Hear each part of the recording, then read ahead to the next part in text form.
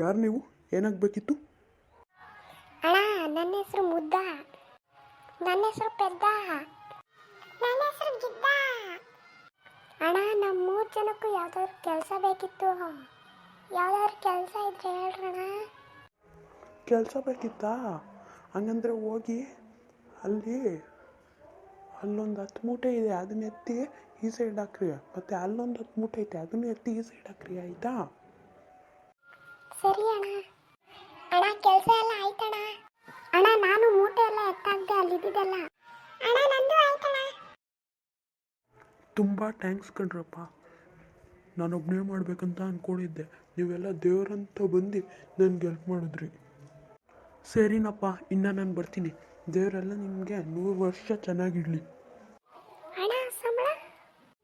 ಹ್ಞೂ ಅಣ್ಣ, ದುಡ್ಡು. ಹ್ಞೂ ಅಣ್ಣ.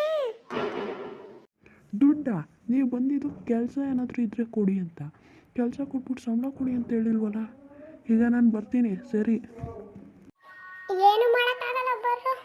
ನೆಕ್ಸ್ಟ್ ಟೈಮ್ ಆದರೂ ಕೆಲ್ಸಕ್ಕೆ ಹೋದಾಗ ಸಂಬಳ ಕೊಡೋ ಕೆಲಸ ಯಾವುದಾದ್ರೂ ಆಯ್ತಾ ಅಂತ ಕೇಳಬೇಕು. ಈಗ ಬನ್ನಿ. ಸರಿ ಅಣ್ಣ. ಹ್ಞೂ ಅಣ್ಣ. ಈ ವಿಡಿಯೋ ಇಷ್ಟ ಆಗಿದ್ದರೆ ಟೆಕ್ರಾಕ್ ತನಿಷ್ ಯೂಟ್ಯೂಬ್ ಚಾನಲ್ಗೆ ಲೈಕ್ ಮಾಡಿ, ಶೇರ್ ಮಾಡಿ, ಸಬ್ಸ್ಕ್ರೈಬ್ ಮಾಡಿ.